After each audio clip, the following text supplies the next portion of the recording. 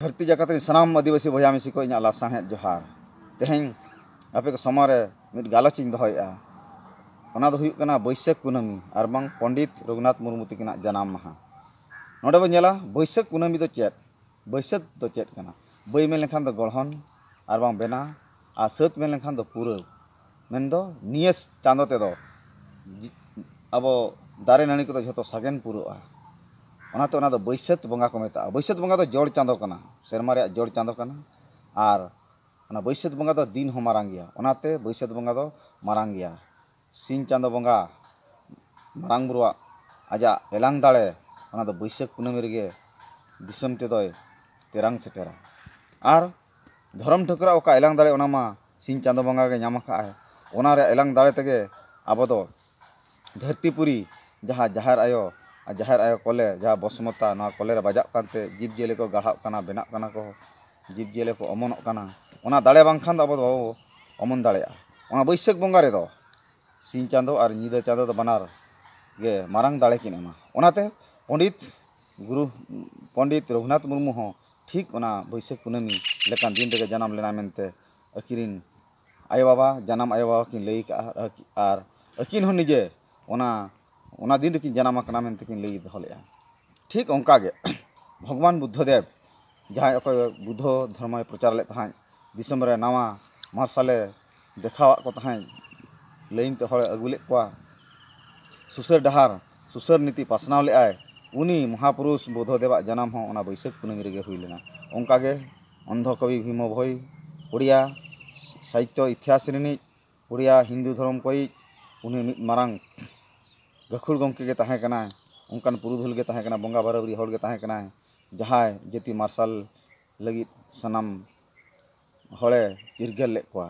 उनी हो ओना दिन रेगे ओना कुनामी लेकान दिन रेगे उनी हो जनाम लेना ओनाते आजा जनाम माहा कुनामी को मनावे तबे नितो बन नेला बैसाख बंगा इदी कते आर बांग नुआ अकिना गुरु गंके तकिना जनाम माहा इदी कते ओकोय ओका लेका को मेना का ओका कैलेंडर रे ओका लेका मेना ओना 1905 मचारा बैसाख कुनामी कथा बन नेला तो जुलियन कैलेंडर रे दो 1905 मसीहा रे बैसाख कुनामी दो तहां कना 5 तारीख और बार दो गुरुवार तहां कना सर्दी माहा ओंका के यूनाइटेड स्टेट कैलेंडर रे दो ओना दो 18 तारीख तहां कना तारीख दो और बार दो तहां कना सर्दी माहा गे और इंडियन कैलेंडर रे दो ओना दो 19 तारीख तहां कना ओना ओका हाँ बैसाख कुनामी दो 19 तारीख तहां कना और बार दो शुक्रवार तहां कना ओनाते और अकिना जदि सर्टिफिकेट मैट्रिक पास सर्टिफिकेट बो नेला एनखान ओना सर्टिफिकेट दो 1909 मसीहा अगस्ट मास 1 तारीख पड़ा कना किना जनाम माहा तो नोडे खन साला गोटा लेखान बाडायोग कना अकिना जनाम माहा दो ओका हो ठीक सही दो बाय परताड़ेया मेनखान जुलियन कैलेंडर ओका मेनगो कना ओना कैलेंडर साला दो नासे परताड़ा कना गया ओनाते अकिन हकिन लई लेया अलिया जनाम माहा दो गणो को कोला का गणों को लेखा इदी कते कोला का 5/5/1905 मेनखान सरिया तलिंग दो ना बैसाख कुनामी कना आर सरिते हो तारीख मनाव खन तिथि मारांग तिथि मनाव रे गे आबो दो हमाल दो मेना